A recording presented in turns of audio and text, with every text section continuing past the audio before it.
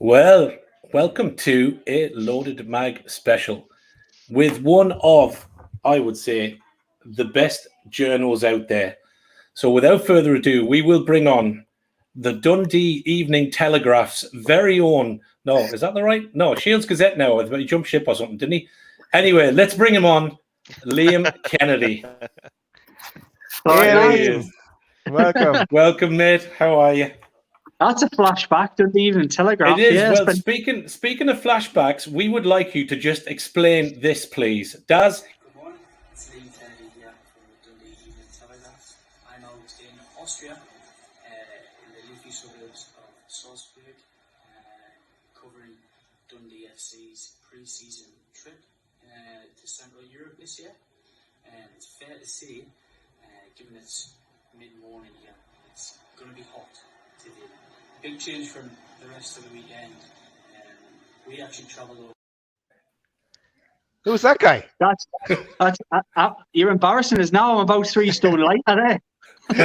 Well, we've had a lockdown, but we were like, I said to Daz, we can't bring on one of the best journals and not at least have done some format of investigatory work. Yeah. So yeah, we literally that was like a 2:30 digging around this afternoon on the internet.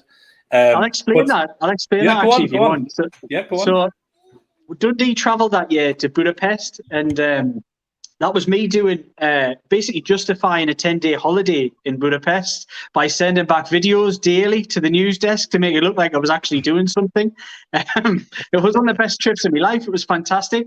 We only actually went to see the players 2 days out of 10. I can't get sacked for it now. I've left that job, but we only went to see them 2 days out of 10. But I was sending videos back every day as if I was seeing them every day. It was quality. I sent it to Daz. I said, dude, seriously, look what I found. You got to get this up. And he's like, I can't download it. I was like, well, do something, record it, do something. It's really funny. And he's like, what's funny about it? And I was like, it's just Liam, man. He looks like he's about 9. Quick, get it on. Yeah, so we did. Yeah, that was my little bit of research today. But as Pete said, look, before the show, we're absolutely delighted that you agreed to come on. As you know, we're all massive admirers. We watch the show as part of the Matters family. And Pete did say it, but I will say it now that we are live. We greatly appreciate everything you've done over lockdown. The shows with Matters, the stuff in the Telegraph, the stuff in the Gazette, and everything else that you do that's kept us NUFC fans from going a bit stir crazy. So thank you very much, and we're absolutely delighted to have you on. So thanks very much. No, cheers, mate. Anytime. Like I say, it's always a busy schedule, even in summer. You think sometimes that as soon as the season finishes, things are going to loosen up a little bit. They always just somehow get even busier. But anytime I can come on, guys, I'll happily come on. Good stuff. Well, we've got I think Daz kind of has a semi-plan of what we're going to do. We don't have anything really concrete. We do have a little bit of a quiz for later on. Nothing too strenuous. But I suppose let's kick it off with a bit of football. Do we want to go England or do we want to go NUFC? Daz, which way do you want to go, lad? Well, first, let's answer the question that came up on the screen there. And I know you had tweeted about it earlier, Liam, about the Scotland game, and yeah, we just kind of talked about it off air. So yeah, some goal, that second goal for Czech Republic. But yeah, is the son disappointed? Oh, very. So there's a little bit of a story. Like my son, I worked up in Dundee, as obviously you've seen with the video before. My son and daughter were born up there. My daughter doesn't. She's young, but she doesn't really sort of see herself as Scottish or anything like that. But my son's really sort of taken to the idea that that's his heritage. That was where he was born, and he feels like an obligation at the age of 7 that he should support Scotland. He even tells us that he can speak Scottish, and he puts on some kind of like Shrek type voice. It's really cute, to be honest. Wow. But we watched the England game yesterday. He got really, really into it. But he was saying, look, I'm really looking forward to that game tomorrow. I said, I'm going to disappoint you. Unfortunately, it's a 2:00 kickoff. You're going to miss a bit of it. But what I managed to do was just pause it on the iPlayer and rushed him home in front of the queue to pick him up, got him back. And we sat and watched it, dead excited, loved the build-up, got involved in the game, was shouting and bawling, jumping around, and get dead excited when that mate... Yeah, never mind the goal. What a save that was in the first half, by the way. That one where the keeper's gone behind himself and clawed it back. Getting so excited. And then That goal went in. They're disappointed. Then the second goal went in, and he just said, "Dad, can we fast forward to the end to see what happened?" I was like, I suppose that's the benefit of having it on iPlayer. And we didn't watch the second half. We fast forwarded it, and yes, he was disappointed. But I think we'll beat it out of him. I think you'll soon realise that England's the way forward, especially when it comes to tournaments, because he might be looking at that Scottish performance today. He might be waiting another 25 years before they turn up again. Yeah. Exactly. Just while we stick with the Euros, and then we'll go straight into Newcastle stuff for the rest of the show. Just want to give a shout out to Christian Eriksen. I know Chris H, and maybe you as well. People were watching it live. I don't know if you were watching it live, Liam, but yeah, it was just tragic what was happening on the pitch. Everyone feared the worst, but we all send him our best wishes, of course, and hopefully he makes a decent recovery and all the best for him. But were you watching it live yourself, Liam? I wasn't watching the game itself. No, it's one of the ones. It's one of the only games actually that I've missed so far. But obviously, I caught on it very, very quickly when you see the notifications on your phone, and you know it was shocking to see. I know there was a lot of criticism of the BBC for the way that it was covered as well. I mean, you expect a certain degree of privacy, and I don't think people really want to see somebody in that kind of state with his wife as well. I mean, I would justify it somewhat and say it isn't the BBC cameras, it wasn't their pictures, it was somebody else's. But I do think they maybe could have cut to the studio in different circumstances. I'm sure there's people there themselves would probably think they can do something different as well, given the time again. But what's most important is that the player is stable. The player is fine. He's alive. It was very, very worrying. Obviously, I've seen the images, I've seen the video itself, and it really jars you. It jars you to see the way that the throw-in comes in, and he sort of, for anybody who hasn't seen it out there, I'm sure most people have, but the throw-in comes in and he's gone before the ball even gets to him, and he's falling over himself. Yeah, and he falls over himself, and he hits the ground like a sack of spuds, and his eyes are open, and he's awake on the floor. Sorry, not awake, but he looks gone. Like he's conscious. Gone. Yeah. It was so shocking to see. But all praise to the players who stuck by him and got stuck in and basically helped save his life. The players around him and the medical staff who came in and did that. And yeah, it was just the type of thing that you don't like to see on a football pitch, but unpreventable, to be honest. Quite amazing, really, when you see that players have these kind of conditions or things can happen during games when probably they're most stringently medicaled people on the planet. And we're not just talking about one club that he's been at and one set of doctors. So you might look at it and say, oh, well, were they really doing their job? This is top clubs around the world, in international side, medical up to the hill, really. But it just shows anything can happen.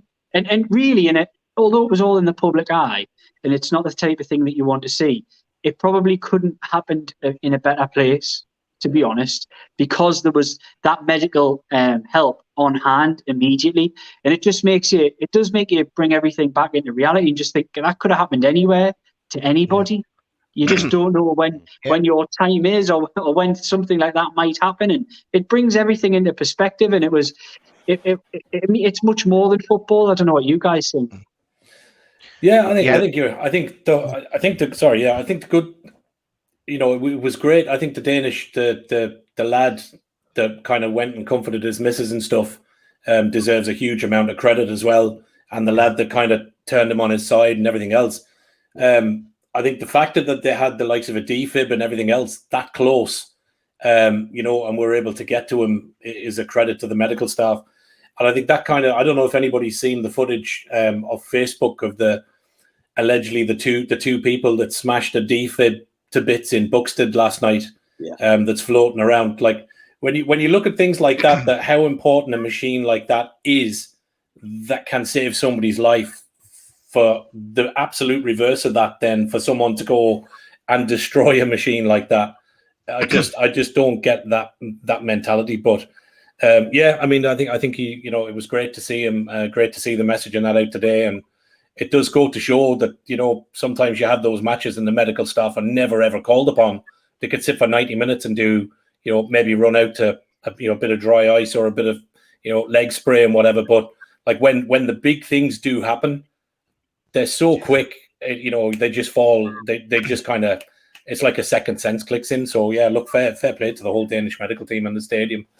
Did really well. And the rest of the team as well for for getting around him. Yeah, exactly. Yeah. No, well. And I think it is hard because, as Liam said, like it wasn't the BBC's pictures, and I thought there was a lot of criticism about that, which BBC could have come back to studio, but I think a little bit of that was slightly unfair because it was a bit of that was out their hands when it first happened, and I think nobody really knew the seriousness of it to cut to studio because nobody actually knew what was going on. So I think it was a little bit unfair, but we'll see. Martin, I think I mean I was sorting out the little man for bed, so I saw bits. I saw the part where he was on the ground, and I saw Schmeichel calling over as if he needs help, but didn't really know what was going on because I was passing. At the next point I come back, the first thing I saw after that was them doing CPR on him. At that point, there's something serious,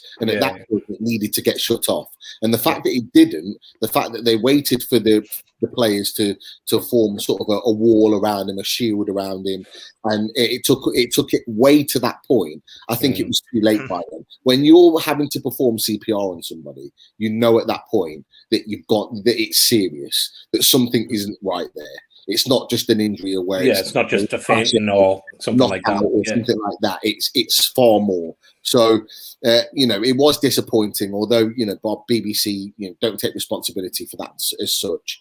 But yeah, it was just such a difficult situation. I was watching it after that point when I realised how serious it was, and I just had flashbacks to the Fabrice Muamba situation, which I watched live, the FA Cup game, and it kind of sits quite heavy on me because.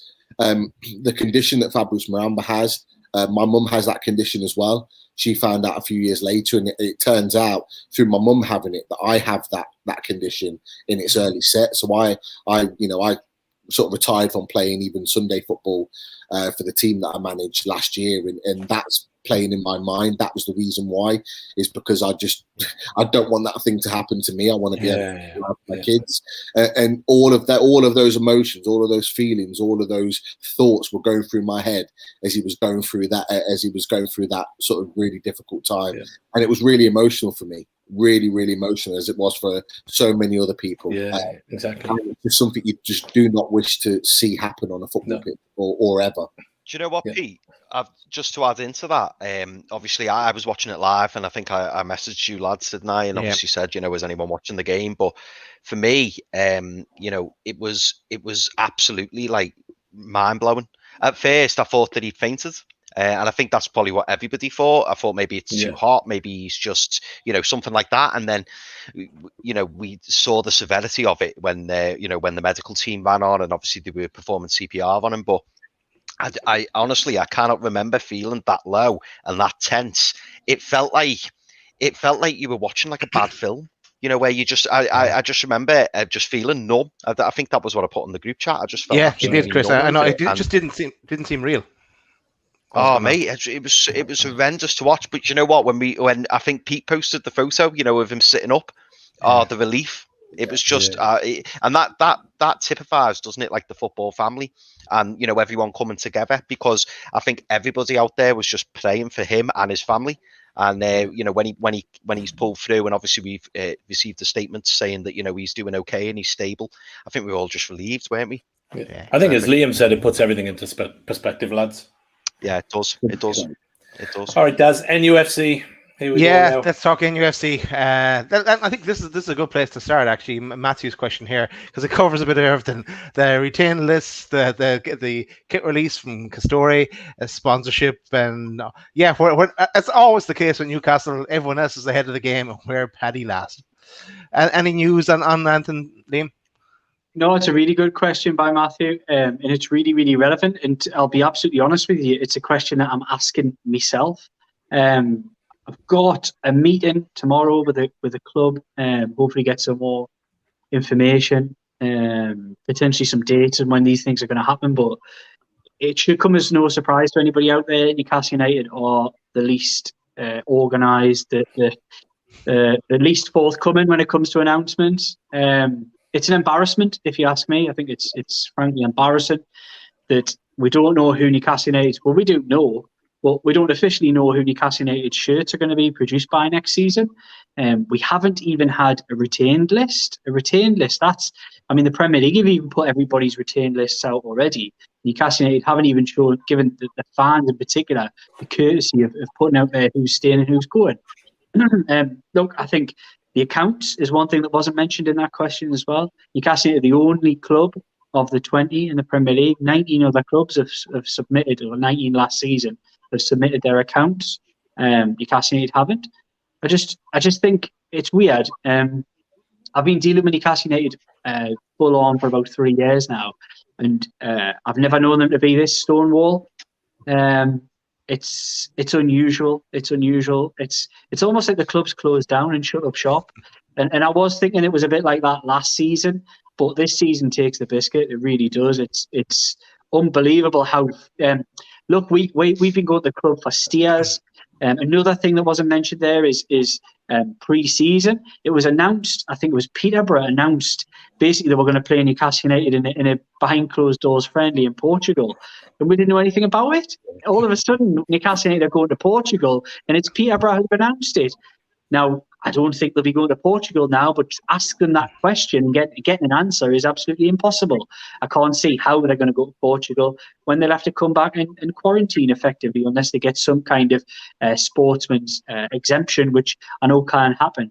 But it's hardly ideal that we don't know these kind of things. And it's just the basic functioning of a football club is that they kind of tell you what they're doing. There's no reason for them not to. Why the secrecy? Why the hiding? Why the awkwardness? Why do you treat your fans with such contempt? And that's the thing that always gets to me, because I may well be a writer and I want to find out these answers for that perspective. But ultimately, I'm a fan as well, and I want to know what they're doing. I want to know what Newcastle United are doing this summer. I want to know, what the new kit looks like. Most clubs wear them on the final day of the season. Newcastle United have done that previously, but most clubs do that. It gives fans a chance to see them in action. It's actually a sales ploy. You see your favourite player running along in his shirt, and your son or your daughter or whoever suddenly says, "Look, Dad, I want that with such and such with Callum Wilson 13 on the back," or whatever it might be. It's just bizarre. Newcastle United is not running as a functioning football club. Not one. There's not one Liam, part of it at the moment. This sounds like a really odd question, and I know you may not be able to answer it because none of us really know, do we? But do you think it's down? I mean, when I say down to the takeover, I don't mean that. But do you think it's in terms of Ashley? As far as Ashley's concerned, he sold the club, and therefore his responsibility or his actions are just not needed, and he's basically just waiting for the button to be pressed, and he's kind of like shut up shop, so to speak, and he's waiting for the new people to come in, and it's their problem. Look, I think that's really relevant, mate. It's a great question, because I can tell you, it may be out there, may not, but I know last May for certain, Mike Ashley was telling everybody, his business associates, people he does work with, he was telling them all that it wasn't his club anymore. He was just ready to hand over the keys. And there was kind of that mentality up until maybe July, August, and we had that lag last year because the season was truncated. It was changed. The summer lasted longer. We didn't start the season again until, was it September or late August? So it was different last time around. It's back to normal this year. We haven't got that lag. We haven't got the time really for Newcastle United to act so amateurish this summer. Is it because of the takeover? Look, Mike Ashley, there's been a lot of stories out there recently, and I know everybody seems to ask me about takeover. They like talking about it. And one thing that I think rings true, as it did last year, was Mike Ashley's mindset. And I do think Mike Ashley, and I'm not talking about his treating Newcastle United like dirt. The mindset I'm talking about is his confidence. Like, I think he is absolutely confident, and there's been some stories put out there with certain degrees of truth in them. Some details in the stories that you might have seen over the last few weeks have been wrong. There's been a lot of lunacy on social media, to be honest, about meetings in France and planes and boats and all sorts. Absolute lunacy, being brutally honest. Some people will tell you it's fact, but it is not fact. It is not true. So just don't let yourself walk down those roads. I know everybody wants this. Everybody wants it. Like, I want it as much as anybody. But I think it's really unfair to play with people's minds and push them down avenues like that, because if you want something so much, you're willing to believe these type of things. But Mike Ashley is in a mindset at the moment whereby he's absolutely confident that the legal actions, both of which he's taken out under different guises, one through the football club, one through St James's Holdings Limited, he's absolutely confident that those will, whatever time frame it takes, will be successful. And I think he thinks he will not be the owner of this football club for too much longer. It's different to last year, because a lot of the confidence that we were taking from last year was from the buyers themselves, who were supremely confident that things would go through. There was reasons, which all will become clear in time. Some have been hinted at. I can't really talk about them in depth, unfortunately, but there are reasons as to why they were supremely confident. Big reasons that, like I say, will come out in time. And there's reasons why Mike Ashley was telling people it wasn't his club, but a lot changed at one point. And that's where I would always urge caution to everybody. And that's why when I hear Mike Ashley's confident and I hear the buyers are confident, me personally, I don't take confidence from that anymore. I did last year, but once burnt, you know what I mean? You don't go back there. And I'm a lot more cautious this time round. And a lot of people seem to say to me recently, and it may reflect, you may have seen it yourselves, I often get messages saying, you don't seem as confident, Liam, as what you used to. And that's not a reflection on the way the situation's at. That's just my coping mechanism, my defense mechanism. I'm not going to allow myself to walk down that road so far, even though the information that I've got hasn't changed and the positivity from all camps remains. And the kind of evidence that's built up is incredible. The people behind it, the moves that have been taken in recent months and weeks, point towards a takeover at some point. But I'll never allow myself to get to that point. There was points last year where it was a given. And like I say, there were reasons for that as to why everybody believed it was a given. But things changed. And we all know, it's been talked about not just on here probably, but everywhere, every Newcastle United podcast, on social media, chat rooms, forums. Everybody knows the reasons, the rumours as to why that things changed, and we've just got to hope that this time, when these legal cases play out, that we do have a fair chance this time. Is it nothing changes, nothing is weighted against Newcastle United, because ultimately it's a set of people who want to invest in this football club, and they want to make my football club a better place. And it hasn't been very fun supporting our football club, has it? For quite some time. And whatever the you may feel that they aren't the people for you because of the human rights thing. You may feel they're not the people for you on a number of different reasons, whatever that may be, and I respect that 100%. But ultimately, what I look at is, I say, my football club, will it be a better place?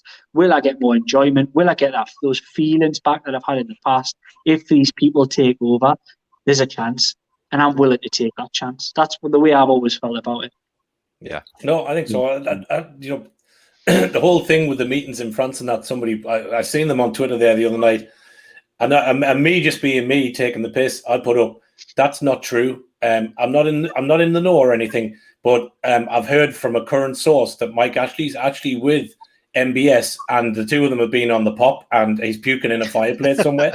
And somebody, I swear to God, I sent it to Daz. Somebody DM'd me and went, "Whereabouts? Are they in England or whereabouts?" And I went, "No, they're not. It's not real." Yeah. Like, holy shit, lads! As if I know anything. Bar Street in Riyadh. That's where they are. Yeah, I said they're in someone's house, and I swear to God, I must have had at least a dozen messages and DMs over the evening. Then, who did you hear from? Do you know somebody inside the camp? And I was showing it to me. Missus like, what the hell is this? But that is the lunacy of NUFC Twitter. It is. Everyone's so highly strung, and like even at the early days, like as you said, Liam, now you don't get wrapped up in it as much. Let's say, but in the early days, before we were on Matters, really, I suppose as well, you're watching everything. You're watching body language, did that person wink even there? Is there something happening? But now we're just kind of going, yeah, here we go. I'm kind of sick of it now at this stage. Just get it done and we can get on with our lives. But that's it. You have to get on with your lives anyway, because you can't be waiting for this forever. But that's it. I'm sorry. Go on, Liam. No, all I was going to say was I'm just going to make that point on, say, for example, that the Newcastle United fans, and I respect every single person out there, and I respect what people do, but there's a lot of playing watchers, all this kind of thing. And look, it is really interesting. I think playing watchers have actually got a place, for example, in transfer windows and things like that, because Mike Ashley does use his aircraft to bring players in, etc., and that kind of thing. They are worth looking at in that respect. At the moment, in the current climate, travel restrictions, the lack of movement around, particularly across borders and things like that, and in a climate now where everything can be done like this, speaking like we are, everything can be done electronically. If anything needs to be sent, it can be sent like that immediately. It doesn't have to be wrapped up in a fancy bow and put one of those big sort of medieval seals on it and then hand delivered to somebody at Premier League HQ. We're not talking about the dark ages here. The thing is, even if you go back 20 years, it was put through a file and, it was sort of faxed across. Like these things happen immediately now, electronically, and it's all coded, it's all safe. They're done in particular systems. And there's no need for anybody to meet. I mean, if these people are meeting, for example, I don't know where the rumor started, I've no idea, but I've just seen a lot of people talking about it recently, which is why I wanted to bring it up. But I mean, realistically, what are these people going to talk about? If Mike Ashley meets the Rubens, meets Amanda Staveley, what are they talking about? There's nothing to talk about. Mike Ashley is the only person in this driving seat here. He needs to put that club together and get the legal case to the point where he then turns around to the buyers and says, right, here is your football club. Where's your money? That's the only conversation that's going to take place between those parties. That's the only game now. that's there at the minute. Everything else is irrelevant. Yeah, exactly. But I think for fans, that's the thing that gives us a little bit of confidence going into this summer, is the fact that there is a resolution there at some point. There is an end game. Well, so we think. In that actually, with the arbitration coming through, it will come to a head at some point. It just can't go on any longer. I think that Daz said it a minute ago. We're just all done with it. But and then when there's any bit of positivity, because we care so much, because all of us want a better future for this club, that any type of positivity, everyone just jumps on it, because everyone's hanging their hats on the hope that we have new owners. So I feel for a lot of the fans that respond like they did to Martin, and they like hang their hopes on certain comments, or whether it's Nick DeMarco with his tweets that are put out there. That I was very much like you, Liam, when it was announced that they sort of pulled away from the deal to kind of strategize another way of getting the deal done. That was me sort of hanging my hopes on everything that I'd heard, just because I just couldn't go through it again. I hadn't done it in the past. And then when it came through April 2020, we all thought, this is it. Yeah. It's coming. And then when it didn't, it was like, I'm not putting myself in that position ever again until it's actually done. And although me and Chris do have our champagne on ice and our party hats ready, we just have to put that off a little bit longer, I think. Daz, I think we do have something prepared for that, don't we, for Chris? I do. Do you want to? Will I use it now? Do you want to? Yeah, spin it, give it a spin. Go on, here we go. I was going to use this person now, so here we go. I know what it is. Friday then, it's Saturday, Sunday. Woo! so that's just explain that. That's when Chris and Pete were in party mood when they heard that planes were flying to Nice and things like that. Oh, we were yacht watching and everything, weren't we, Pete? We were just like we booked the Friday off, Lehman. We would like, it's going to happen Friday. I know the evidence needed to be submitted Friday, but we were just getting good vibes, weren't we? And then Friday was just like. But your vibes are right though. Like, you know what? The thing is, it does feel, and I can't say with any degree of certainty without being part, because I'm not part of the process, but it certainly does feel, and the things that I'm hearing is that we are in endgame now. I think we'll have a lot more to talk about over the next couple of months. Will it happen in time? or will we get a rejection in time for this to affect this next season or a transfer window? Again, it's an absolute unknown. Will the Premier League fold? I hope so, but we don't know. Will Mike Ashley win either of his cases? Will the arbitration fall in his favour? There were concerns about Beloff. There were concerns about the chair, about the slanting of a panel, even though it's an independent panel. So you've got to have those concerns about an arbitration. The anti-competition, could that have been fired up much earlier? I know if you ask somebody like Keith Patterson at NCSA, he'll tell you that. And he's been on, we're all part of NUFC Matters. We've seen that he's been on there on a Friday night and said that. Look, if they'd fired the case up when he first talked to them last October, then Newcastle United might have new owners by now. Will everything happen in a timely manner? That's the biggest question mark about this whole process. Delays have happened. Delays have been constant. The only constant throughout this, apart from the disappointment, has been delays. There's always been delays, and it does make you wonder. We kind of have dates in mind, and I think because we do, this is my take, that I do feel that we are in the final throes of getting somewhere over the next month or two. Look, I might come back on again when things do move on, and we might be in 3 months' time, and I might still be having the same conversations with you guys. But we might not be able to afford you then. I'll drop me fee. It's fine. Okay. Do you know what, Also, Liam? Man, just to add into what you've just said, then I was trying to. Well, I've been for the last 18 months. I've been trying to explain it to my wife. It's not been very easy because I keep saying to her, "We're going to hear something soon. We're going to hear something soon." She's getting bored of it now.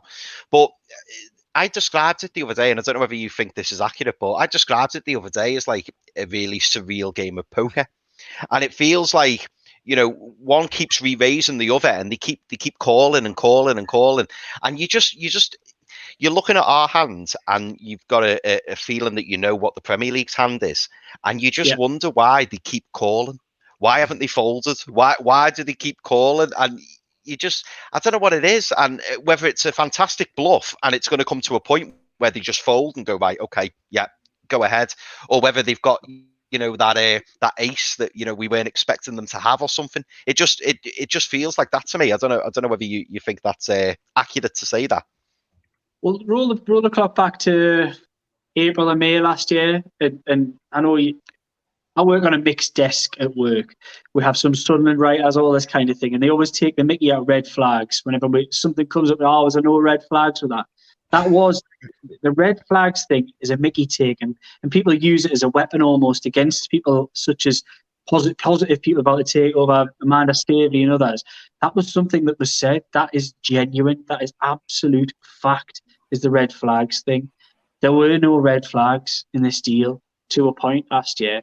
And that's the bit that I always go back to, is that I think the Premier League at one point last year, and this is my opinion only, but I think at one point last year, the Premier League were going to pass this deal. And then they didn't. And they asked for X, Y, and Z on top of the things that had already been presented to them. And I think that's the bit that I always fall back on and go back to constantly, is that I think if the Premier League had legal grounds to reject this deal, I think they would have rejected it. Yeah. They didn't. They delayed and they pushed it into the long grass. And I think the hope was that if they pushed it into the long grass, they could probably push the Saudis to then walk away. They did push them to the point where they said, right, we're not doing this anymore, and publicly pulled out. But we know privately, well, I know privately, they never ever did pull out. They always said, make the path clear. And that's the key next stage for me.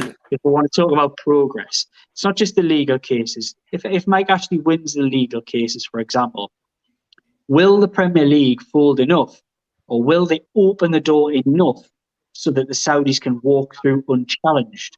That's the next key stage, because the Saudis won't walk back to the table with caveats. They're not going to come back, and if the Premier League say, "All right, you won, you were right all along," and we won't push you on piracy, you know, but we're going to do that if we put you together, we're going to do you on piracy. But by the way, we still need KSA above the door. It isn't going to work like that.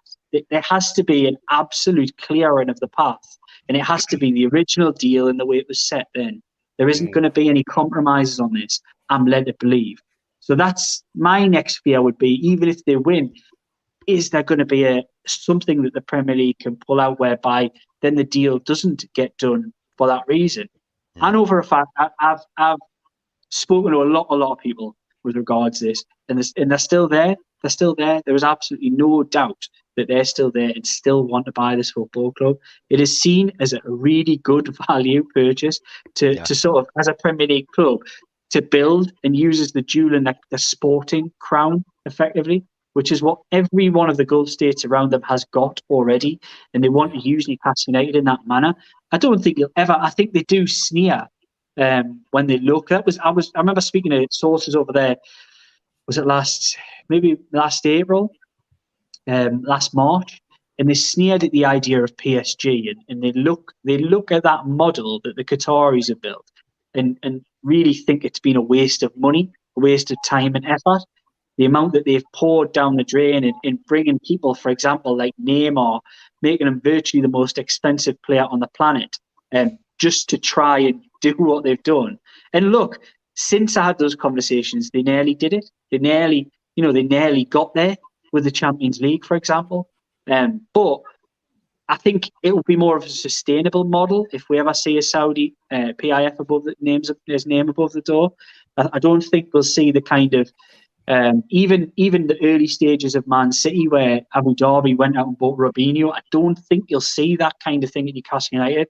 I think it'll be a slower build, and I've got no problem with that, because as long as Newcastle United is building, then I'm positive. It's never been building; it's been crumbling for nearly 15 years now. Yeah, but you only have to look at the stadium for that. Yeah. Do you know what I mean? Not let alone the academy and players and anything else. All you got to do is look at recent aerial shots at St James's Park.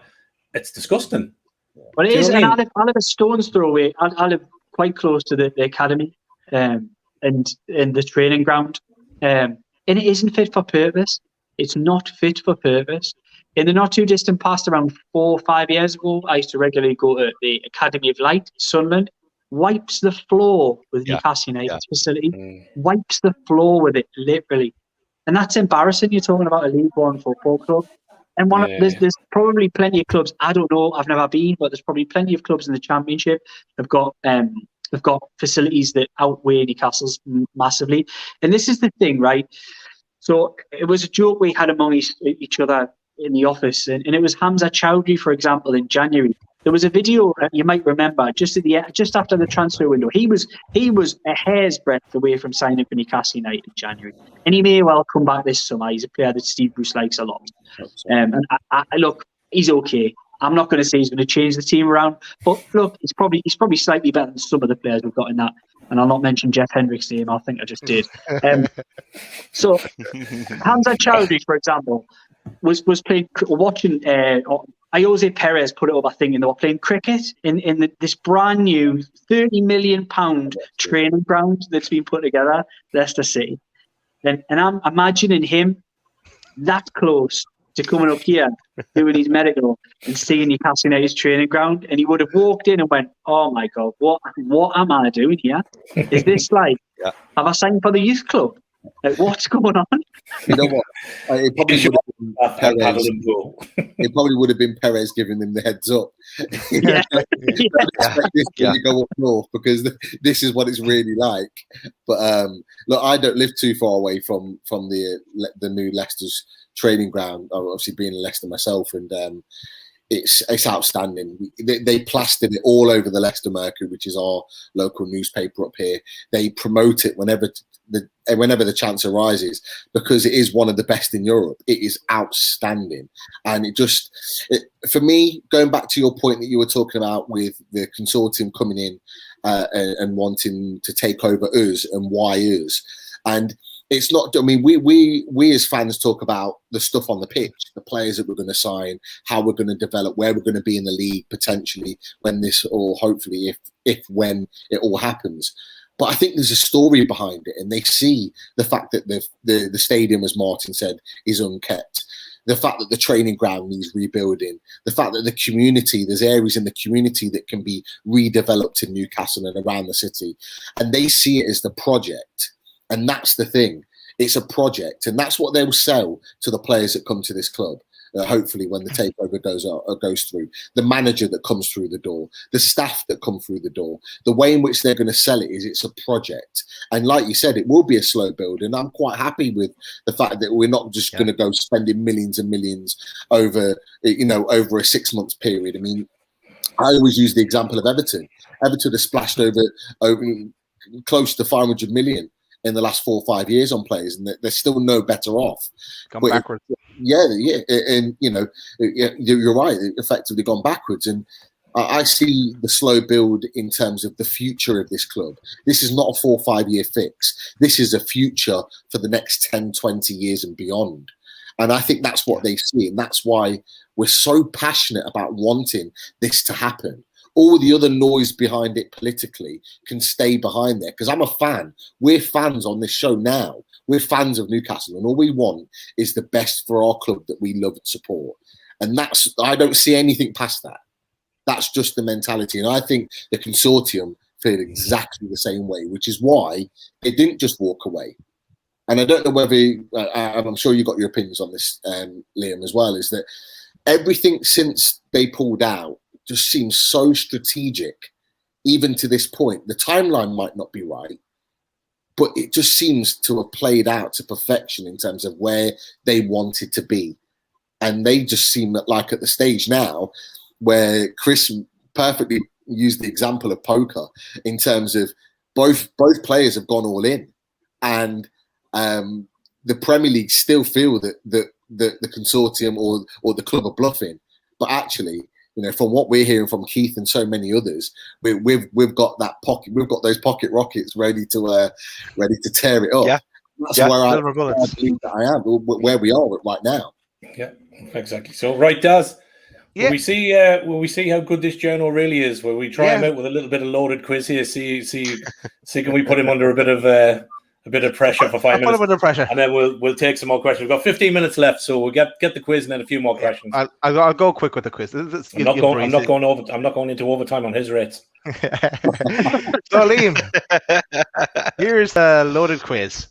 Right. So there's 2 parts to this quiz. Liam, first is cliche catchphrase and loaded zebra. So it's got to be the cliche, hasn't it? Yes, we're going for the cliche catchphrase. So let me just start that off. Let's kick it off.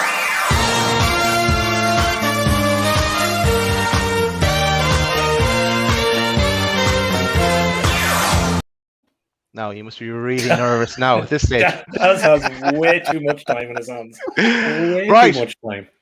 First question, Liam. Say what you see. Remember, say what you see. Ducks in a row. Correct. Oh, that one. How come you didn't import the I'm actually really nervous. I don't know why.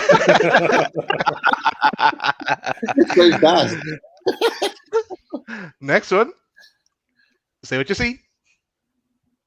Join the dots. Yes. It's like you've said these before or something, Liam, isn't it? Next up is clutching at straws. Correct. 3 from 3 on a roll. Time to go into the zebra, and this is where I was going to use the zebra bit, Martin. It's Friday then, it's Saturday, Sunday, woo! Love that, Chris. I'm never going to live that down, am I? You know that everywhere. That's going to be a meme on Twitter now for however long. So it gets a bit harder now here, Liam. Some actual questions. So the first question is, what was Newcastle United first called? People in the chat, play along too. So it was 2 clubs, wasn't it? Obviously, West End and East End. Correct. And what was it called?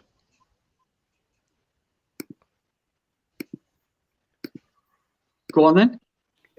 It was called Newcastle East End. It changed in 1993. I think we'll give you that one. Yeah, you give that. Yeah, you got West End. Next one is, where did Faustino Asprilla play before he moved to Newcastle? Good question. Palmer. Correct. February 1996, he moved to Newcastle in a debut against Middlesbrough, which he wasn't expected to play. Next question. is, what was Philip Albert's squad number? 27. Correct. And it's Yeah. 27. He was signed for Newcastle on his 27th birthday. Last question, Liam. You've got them all right so far. And there's three possible answers for this one, and there's a clue in here as well in the picture. What do you call a group of zebras? That's me in there from 2012. It's good that Daz went to the zoo in camouflage just to get into the pen to take that picture. The lens we go to here. So is there a giraffe in the back? Is there a giraffe in the background? There is, yeah. There's a giraffe. Ignore the giraffes or the lions that are about to eat me. Concentrate on the zebras. Zebras. Okay, the three possible answers, and one of them is a clue linked to my name, my nickname here. Are you going to give us? Are you going to give us the three options, or have I just got to? You got to guess. That's helpful, Daz. Is it yeah, obviously it does, but I don't know any more than that. Okay, I'll give you the answer. So the options were a herd, a zeal, or a dazzle. Hence the picture. Well, there you are. Then. Is it the last one? Is it 3? That's the last one, Liam. Quiz over. You did well. All right, that's quite. Dazzle. Something, you know what? If anything, if I came on here talking a load of rubbish, I've at least learned what you call a group of zebras. No, there you go. There you go, yeah. And hence my zebra t-shirt for tonight. Daz is handy for something. Right, Daz, we got a few more questions. We've got a few questions. Let me go to the questions. One from Julie. Highlights from appearing on podcasts over the last 12 months or so. Any funny moments? Oh, we've had loads. I think anybody who watches the NUFC Matters stuff that I do with Steve Wraith on every Tuesday night will see that we're just two mates who've known each other for quite a long time, and we just get on and we have a laugh, and it's all really. I can't pick out any particular moments I would say have been laugh out loud, but I think anybody who watches it will see that we're enjoying ourselves when we do it, and we'll have a little laugh with each other and take the mickey and whatever. And I think that comes across really positively, and I think that's why people have really bought into the shows as well. Is that it's just like watching mates have a chat in the pub or whatever it may be, and all credit to Steve Wraith for putting the NUFC Matters stuff together. Look, he's Marmite by his own admission. He's never gonna unite a fan base, but he's a lad that I've known for a number of years, met through the boxing scene.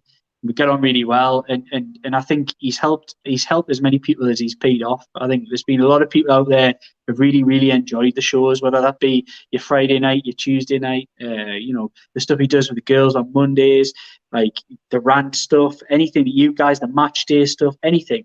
I think he's really cornered the market, to be honest. And in my opinion, and it's just purely my opinion, I think any negativity that comes his way via social media and other people, I think there's just a bit of jealousy out there. I think because he's done it without having to try to do it. Look, there is effort goes into it, but we knew each other, so he asked me to come on, and we did a one-off show where we talked through my life in journalism, how I got to where I was, and sort of, and it went really well. And he brought me on with Supermark, and we did a couple of those, and then he said, "Do you want to do a show?" And it was all just, nothing's ever been like meticulously planned, and I think that probably frustrates people as well. Like the whole process has been really organic, and it's grown with the channel, and I think it's been a really positive experience. I can imagine everybody sitting here watching this now, you guys here on this panel, all enjoy doing this kind of thing. It's nice. It's a positive experience to sit and talk to like-minded people, have a laugh, have a joke, and I think that's the best thing that has come out of all this lockdown rubbish that we've had over the last 15, 16 months or whatever, is that we've been able to connect in a number of different ways that we would never have even considered previously. And I think it's been a really positive. But go back to the funny moments. Look, it's just been, I have a laugh every time that I go on the show on a Tuesday night, and that's enough for me. And hopefully everybody else feels the same. Yeah. Well, obviously now we've topped that tonight by teaching you about zebras, so that'll never be surpassed. What else? What have you got there, Daz? Yeah, Anyone there from the league? a few people asking about potential transfer targets and about the kitty, and I know you had one of your articles today, Liam, about the mysterious 50 million or 12 million, whatever you have in yourself. Yeah. But what's your thoughts on transfer targets? And I know you've mentioned it a few times before, but who do you think we could potentially get? Well, I'll quickly address that one from Lee there. He's talking about Richie heading back to Bournemouth, things like that. Yeah, he does, and that story is absolutely true. And it's not just for family reasons. It's because Matt Ritchie, ever since he was a kid, has left clubs previously because he hasn't been playing football. And I think he's realised he's come to a point in his career where he isn't a guaranteed starter in Newcastle United. Last season was the first season he's had like that in a long, long time. And I think he made the decision himself that he wanted to leave. Obviously, there's family reasons. His family live on the south coast. And he isn't really looking at the back end of the season a player you'd want to lose because of that competitive energy. Is he as good a player as he was 3-4 years ago when we signed him? No, he's not. He has gone over the hill slightly. But like I say, there isn't anybody in that squad with that kind of experience and competitive energy. And I think he really brings that to the side. There is somebody waiting in the wings ready. Jetro Willems probably will sign for the club if Matt Ritchie leaves. It's a like-for-like replacement. It's not the same. I say like-for-like in a loose kind of way. It's a left wing-back for somebody who's been playing left wing-back. But you might get 5 million back for Matt Ritchie, which will boost the pot, and you can bring Jetro Willems in for a very low fee. Obviously, he's a free transfer, but there are fees associated with signing free transfers, as everybody out there will know. They're not as free as they appear. So I think Newcastle's business this summer will be muted. I don't believe we'll see any of the type of deals that we've seen last summer, even. Look, I'd love to be proven wrong, but I think I've been urging caution on this subject since January. I remember talking a lot on Steve Ray's shows in January saying, look, there isn't going to be a lot of money there.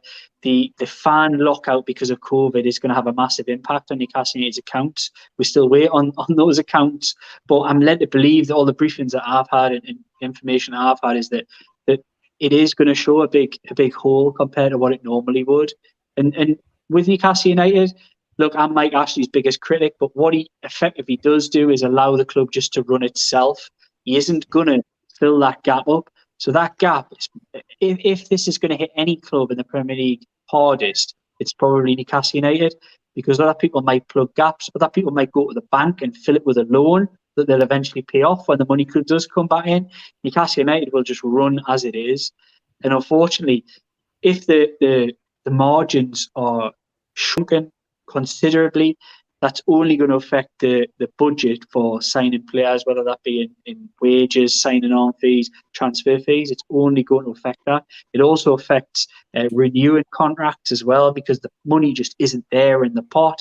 And look, I hear a lot of people say, well, this is lunacy. How does the football club bring over £100 million in just in TV, and still can't go out and have 75 million quid to spend? People who say that don't have a basic understanding of the economics of football. It costs a lot of money to run a Premier League football club. That's no lie. It does. I mean, you're talking Newcastle. No, it's not quite that. It's not quite that. No, I mean, Spurs have put themselves in this position because they've just done what Arsenal did 10 years ago, haven't they? They've taken out the biggest mortgage in football. That's all they've done, basing it off future revenues. It hasn't been great for Arsenal. I mean, could you say that their new stadium has had a really positive effect on Arsenal? And I think it'd be hard to argue that, because they've dropped themselves from being a regular top 2 Premier League side, and they've dwindled themselves down to finish 9th last season. And it doesn't look like it's going to get any better for them, to be honest. But going back to Newcastle United's transfers, look, I think that muted is probably the best way to describe it. I think they'll utilise the loan market, which is something they tend to keep their powder dry until January. I think they'll probably utilise that. But look, I think there is money there. I don't think it's a bare pot.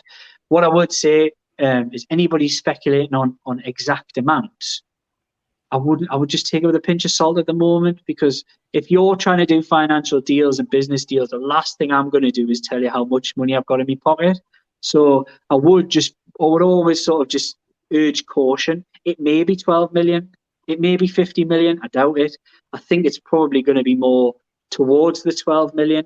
But I think if there's deals to be done, I think there's a bit of wheeling and dealing that Newcastle United and Steve Bruce could do within that squad, where they can free up a little bit of room. And Matt Ritchie, unfortunately, despite the fact I think I would keep him in an ideal world, I think it's probably one of the areas Newcastle United can generate a little bit of funds to add to the pot.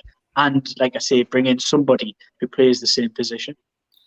Liam, Mark Douglas over the weekend wrote in his notebooks about the fact that there was some renewed positivity around Joe Willock potentially coming back to the club. Yeah. Is there any truth in that? Is there, from what you're hearing, is there sort of any renewed hopes that we've heard over the week? So I've never really lost hope on Joe Willock, I'll be honest, because of the conversations that I've had. Now, I'll put this in his most basic terms. I always use the example of Jacob Murphy, for example, and I think it's comparable. So Joe Willock's gone away from Arsenal. They've had him for a number of years. He's come in, done okay, has shown he isn't the finished article, which he still isn't the finished article, although he was brilliant at Newcastle United. Don't think he's the finished article because he drifts in and out of games. You need to be more than that if you're Arsenal. Arsenal are looking to take themselves from 9th to top 4. They want to be back in the Champions League. That is Arsenal. Newcastle United brought back Jacob Murphy last season. Comparably, he was at the top end of the Championship. We were at the bottom end of the Premier League. There was no Newcastle United fans looking at Jacob Murphy coming back and saying, you know what, that's going to move us from being 13th to 7th or 8th in the division. I don't think there's many Arsenal fans looking at Joe Willock coming back thinking Joe Willock takes us from 9 to 4. And I think what I've heard is that I think if they'd hope the Newcastle deal would have went well. I think it's gone better than what they could have hoped. And I think that's probably meaning they're going to have a second look at him. But he does not fit into Arsenal's style of play. He's not their type of player. They would have to adopt a slightly different system, which they won't do, to bring Joe Willock back into the side. Or you would have to sit in one of those two sit-in roles and take on the role of an El Neni or somebody like that in that system. And he isn't that player. He would give them a different dynamic in there, breaking from deep, but he's not that type of player. I just don't believe he fits into that system, which is why you're seeing Arteta lean more on Smith Rowe, who can play further forward. Willock isn't a final pass, a thread the eye of the needle, a creative, like the lad, the Norway international from Real Madrid. They brought him in. This is the type of player that they're going to be looking at. If Arsenal want to go from there to there, I don't believe they'll be looking to think Joe Willock's the man to do that. Joe Willock might be a squad player for them. I've no doubt about that. But there's something that the people I've spoken to, I'd never believed he had much of a future at Arsenal. I believed he would have to have done he had to do what he did at Newcastle to even come back into the conversation. And credit to him, he has come back into the conversation at Arsenal. But do I believe there is a real want there to reintegrate Joe Willock into that team, the first 11? Don't believe there is. And I think that's the key that Newcastle United have got, is that they're probably going to... I could see this playing out. This is guesswork on my behalf, but I could definitely see it playing out. The decision that Arsenal make on Joe Willock could be kicked to the long grass for another season. I believe that they may well allow him to go back out on loan. And you believe if that was the case, Newcastle United would be at the start of that conversation. Expectations would be high coming anywhere that he goes. And I think it'd be amazing to think he could carry it on, but that was quite incredible by anybody's standards, the kind of goal scoring run that he had at the end of the season. It would probably be unfair to expect him to continue in that vein. But I think Arsenal know that as well. I think Arsenal know they've had him since he was 5 years old, I think, something like that. He was very young when he signed. He's in their academy, yeah. They know that they have a way of playing. They know Joe Willock. And I think they know that probably was him overperforming at the back end of last season. And I just don't believe... I think they'll have another look at him, but I'm not 100% certain. The noises I've been hearing from the start have been that he would have to do ridiculously well to walk back in at Arsenal, and they would probably look to move him on in the summer, and Newcastle United would be part of that conversation. I think the fact he did ridiculously well, and I'm pleased he did, because single-handedly, after the international break, he took Newcastle United away from that relegation conversation. They weren't involved. They were flirting with it before that, and he took them away single-handedly. And I'm really pleased he did that. But he's probably complicated matters, because I think had it been less impressive, he'd probably come back on, and it might be a loan, or he wouldn't have. They might have done a deal at 12 million or whatever. It might have been something Newcastle could have done. Yeah. But he's went and overperformed, and he's made himself into a £25 million player, hasn't he? Really, with that kind of performance. So, the renewed confidence. I'll be honest, it's not something I've heard since Mark Douglas wrote that. I've seen the piece, but I've put my feelers out again, and we'll see what comes back. But I do believe that I've never really believed that he would be an Arsenal player next season. I've always thought that his future, from the conversations I've had, would be elsewhere. Sounds good to me. Lads, we're out of time. Unfortunately, we could sit all night, but we have to let this lad go. So I suppose thanks to everybody that did shout out. We've tried to answer. I can see we've still got a rake of questions. Massive thanks, as Daz would say. Thanks for watching. Hit the likes and comments. If you're not already subscribed to Loaded HQ, get onto YouTube, subscribe. It's free. A quick, very, very quick shout out to Centerale, who sponsor Loaded Mag in Central Station. If you're kicking around, drop in, see Bruce, and buy a few fine ales, gins, and IPAs. He will hook you up.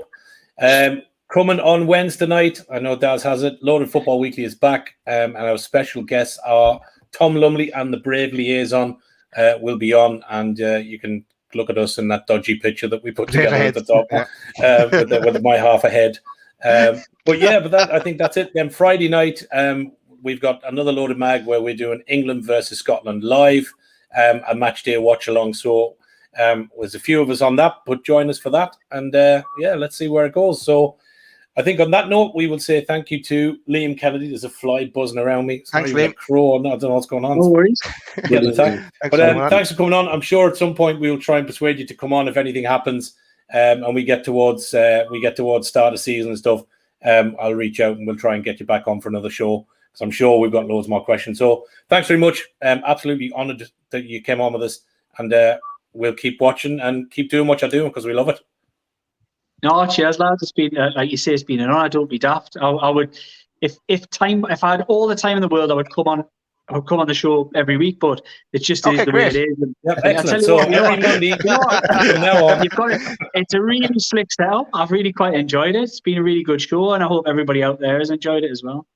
Hopefully so. Yeah. No, we will definitely get you back on. But like I say, we know you are a man that does be under pressure. But look, whenever you're free, if you have an evening, just ping us and we'll get you on. We'll make time. That's no bother at all. But look, that's it from us and the boys. So we'll just say good night to everybody. Thanks very much. Thanks for watching, and we'll talk to you soon. We'll see you Wednesday. Take care, everybody. Bye-bye. Take care. See you, folks.